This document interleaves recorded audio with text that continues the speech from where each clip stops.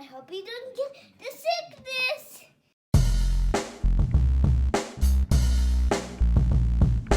My boy Kurt is a stay-at-home dad, watching Disney movies he never had. His daughter digs through all the VHS, crushing the classics in a princess dress. Informed like Scuttle, Kurt's got your ticket, making it real like Jiminy Cricket. Most off the Captain Hook, but if the Tweedledum, he'll be taking more shots than Bambi's mom. Leaves him raised like Simba, or cracked like the beast dishes. He'll show you a whole new world, you won't need 3 wishes. Stay-at-home Disney dad.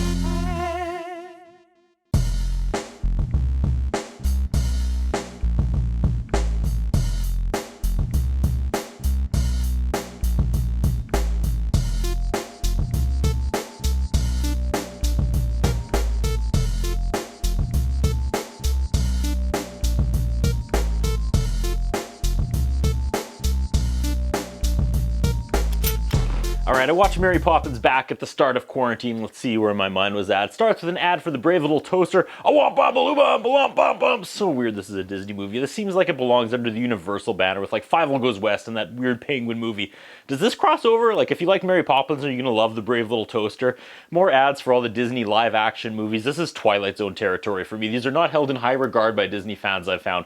When people say Disney, you don't think of Swiss Family Robinson or the Apple Dumpling Gang. At least I don't. I don't even know what the Apple Dumpling Gang is. Like, I don't think that movie is in the VHS bin I have. I don't know. Feature presentation. Let's do this. Mary Poppins. We start with Big Ben. Yeah, my girl Julie Andrews. Dick Van Dyke is here. I'm enjoying the opening credits. Slow pan over the clouds, and there she is, sitting on a cloud. I'm already having fun. Like, this is fun. Mary Poppins is fun.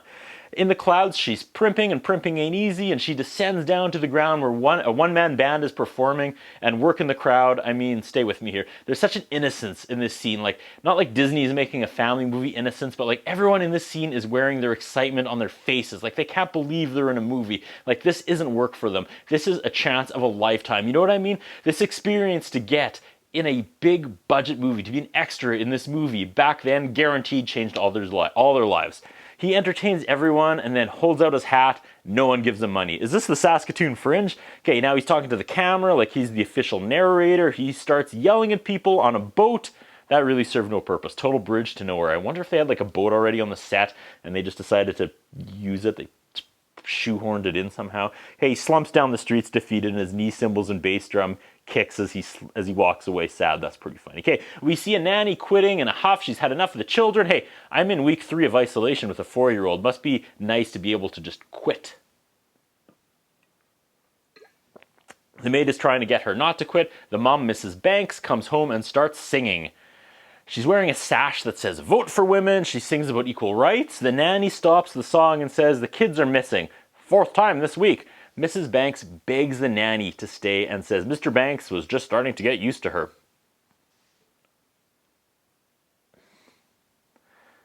They notice the clock and panic. On the hour, the boat fires a cannon and the house shakes and all the pictures fall off the walls. Okay, the boat was important. Mr. Banks arrives home and breaks into song as well. So let's see. Brat kids, singing mom, singing dad. Yeah, I'd quit as well. George Banks sings a song about keeping his children, his help, his pets, and his wife in line. Oof. Where are the children? We don't know. I don't know. You don't know. No one knows. George calls the police. As he's on the phone, the police show up at the door and they bring the children back. George orders them to come forward. The policeman is like, they chased their kite across the park, so in a way it was the kite's fault. There's a really weird vibe. Like, the whole city knows George Banks is like abusive to his family.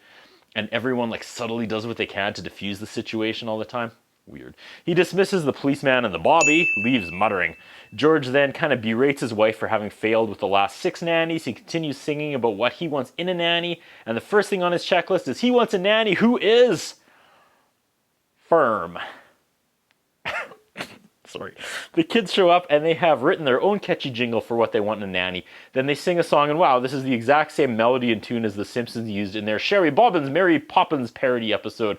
When the daughters sing, she looks down and the camera op doesn't adjust his shot, so the frame is like 90% at the top of her head. Like, she disappears at the bottom of the screen. They pan down, tilt. George is a piece of work. He says enough of this nonsense and rips up the the paper the kids wrote, throws it out the window. Then he puts an ad in the newspaper. The next day, there's a lineup of nannies outside the house a block long, and they want this job. They're applying for this job. It's 8 a.m. Another cannon goes off and shakes the house. The kids ogle the gaggle of women outside, and then the wind picks up and blows all the women away.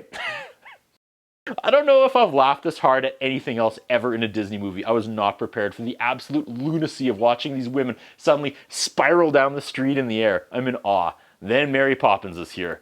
She comes down from the clouds with her umbrella. When they open the door, she's the only one left to apply for the job. She starts going down this checklist, and George realizes it's the torn up paper the kids wrote. He tore it up! How did she get the tape? How did she put it with so many questions? Going back to the Simpsons Sherry Bobbins episode, probably my favorite joke of the whole thing is when she appears and she's like, I'm Sherry Bobbins. And they're like, do you mean Mary Poppins?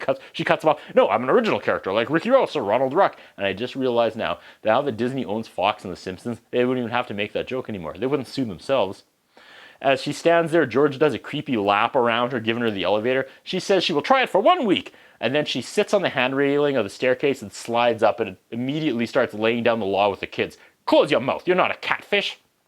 George looked like he's seen a ghost. His wife is like, did you find someone? Is she firm? No one uses the word firm like this anymore. George tells the maid to tell the rest of the women out front the position has been filled. The maid opens the door and it's just the dog. So she bends down and tells the dog, the position has been filled.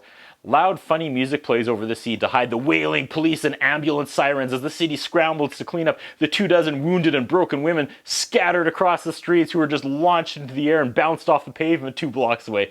With the kids, she tells them to clean up. I always say the best place to hang a hat is on a hat stand.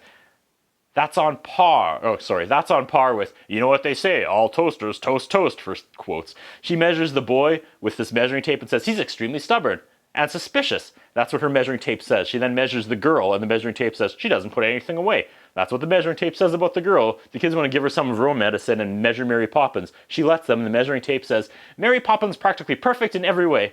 It might be day 19 of quarantine talking, but wow, Julie Andrews is stunning. And I don't mean that in some like leering predator male way, like just as a human being. She just carries herself with this old school dignity and pride. Awesome. She wants to start a game. It's called Cleanup. The boy says, I told you she was tricky. As he says that, she turns around and the look on her face is like she's about to launch that kid out the goddamn window. But instead she immediately softens and we get a spoonful of sugar. As she looks out the window, there's a cutaway reaction shot of the kids. And the boy is fine, but the girl is trying so hard not to laugh. She has that look on her face like she's in pain trying not to laugh and act normal. She gets a bird from off the branch and brings it inside and then snaps her fingers and the room starts tidying itself. Like the bed starts making itself and all the toys stop animation, clean themselves up. This nanny is a witch. There's the reboot, like 20% Mary Poppins, 80% The Craft. She sings into the mirror, but her reflection moves independently and talks back to her. The Craft. She continues to use black magic to clean everything up while the kids stand there. What lesson are they learning here again? The boy gets stuck in the closet and keeps yelling, let me out, as the door slams open and shut. They all slide down the railing together. The maid can't believe they slid down the railing. She overreacts and then waves like 10 seconds after they all left the house. Poppins and the kids are gone out the door. Back to the one-man band who is now drawing pictures in the park and says his art is better than a finger in the eye. In the eye? Okay. Anywhere else? Probably not. Yeah, that's fair. Mary Poppins and the kids run into this guy and there's this really weird exchange between the guy and Poppins. It's like they probably recorded her reaction to what he's saying on completely different days, like they weren't in the same room. They just don't match up.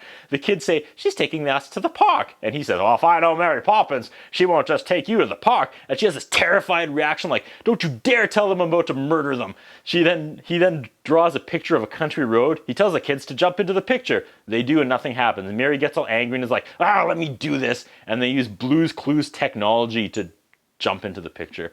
Now they're on a country road. The kids run off and Poppins and Bert, go arm in arm singing down the country road. Julie Andrews is just so adorable in every scene. Like I said before, she just radiates movie star the way women did back in the 50s and 60s. That special shine that's not there anymore. Like, where did that go? This woman is an absolute star.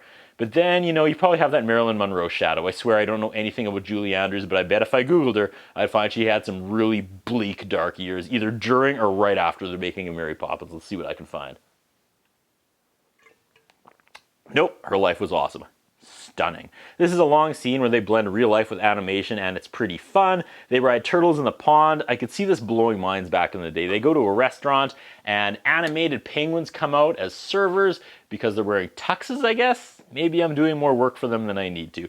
Bert starts like almost rapping back and forth with the penguins. I have a big smile on my face. Not in a mockery way, like this is not my thing at all, but this is really good. Now he's dancing with the penguins. His pants have become one long pant leg like a mermaid, so he has to dance like a penguin. This must have been so fun back in the day.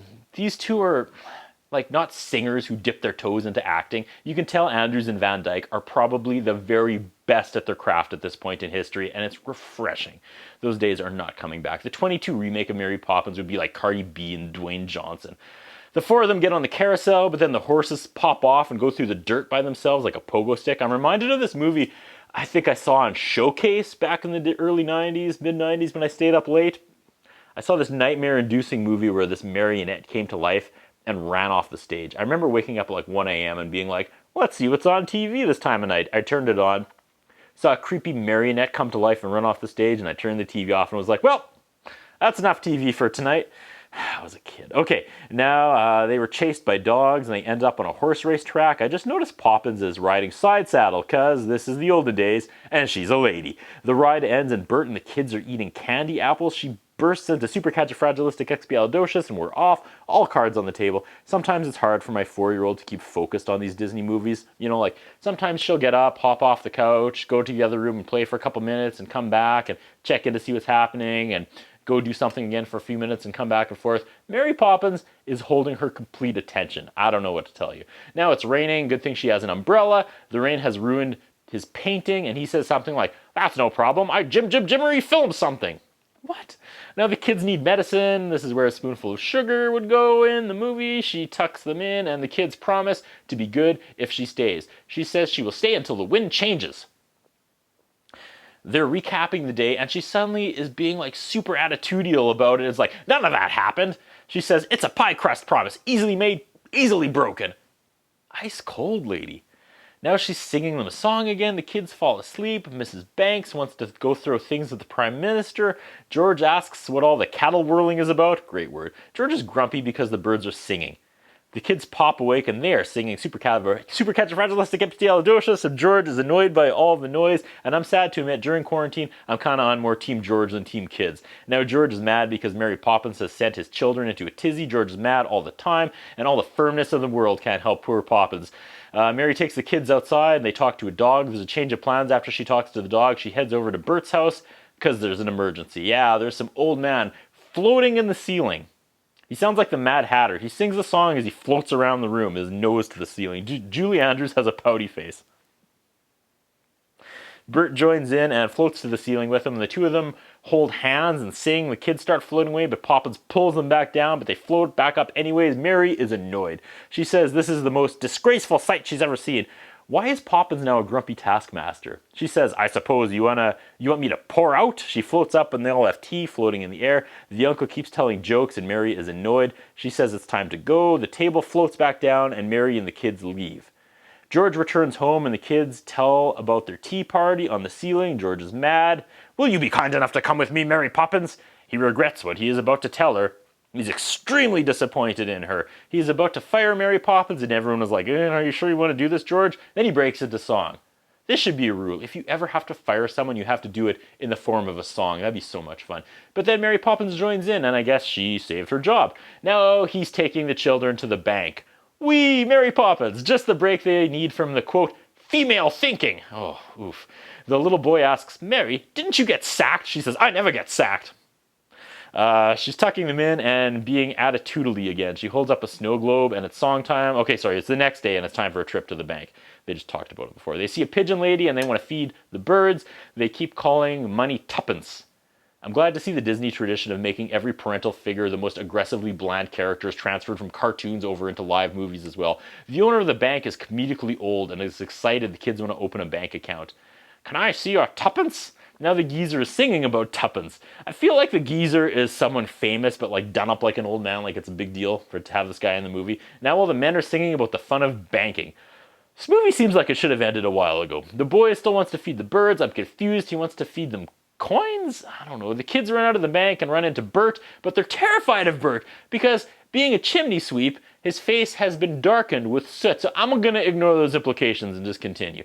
The kids tell Bert their dad hates them. He sits them down and he tries to calm them down, but of course he breaks into song, and this movie needs to wrap up. I'm starting to turn on it. There's no story arc. What's the climax we're working towards here? Bert takes them home and then sings a song about being a chimney sweep. The little boy says, I like chimneys. Awesome. Who doesn't like chimneys? I love chimneys too. The chimney sucks up the boy. Poppins scolds Bert. The girl gets sucked up, and Poppins says, well, there goes the other one.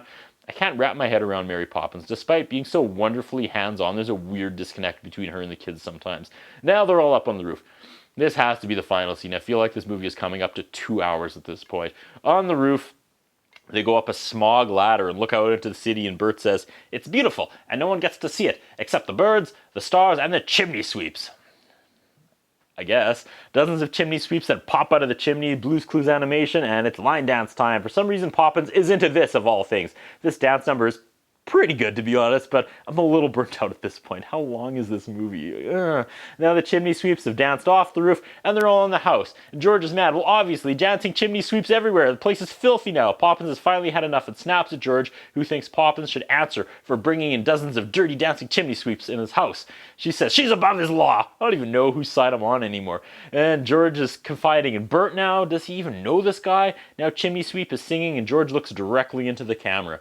Then George goes on a reflective walk with lots of wide shots and dissolves. The VHS tape is glitching now, so I'm missing stuff. George goes to the bank. The audio is garbled. The video is flickering black. Oh, VHS, don't fail me. George is in trouble with the bank people. They ask if he has anything to say. He breaks, like his mind snaps, and he says, "A supercalifragilisticexpialidocious," and he laughs and says it over and over and over, and the bank owner says, he's lost his mind. George is now a crazy lunatic, but he's fun. So he dances out of the bank. At the house, Poppins is fired and is stuffing plants and coat racks into her purse, and that's pretty funny.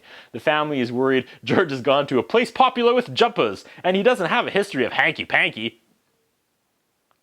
George returns a crazy person, and his wife is excited that he didn't jump into the river. The VHS is flickering again, maybe good, and George wants to go fly a kite. George and his wife and the kids dance off, and they dance down the street to fly a kite. Poppins watches from the upstairs window. The chimney sweep is now in the park selling kites. They're all singing, let's go fly a kite. I feel like that was probably really funny back in the day, because like in the 60s, go fly a kite was like a popular burn, I think. Suddenly she gets that metal bird from Clash of the Titans. She pops open her umbrella and soars back to the sky. Well done! Chimney sweep says goodbye. Mary Poppins, don't stay away too long. And once again, I feel like they filmed Bert and Poppins' reactions on different days because they just don't line up. She looks back almost annoyed at him as the credits roll. 2.5 hours? That's what I think about. What do you think? What we have is a concern about Curtis Anderson. His interviewing style is not the best. His personal appearance is not the best. I was wondering if the man has some kind of a hold over the channel that he's allowed to be employed for so long with the standards of journalism and personal appearance that he has. Thank you. Okay, Macy.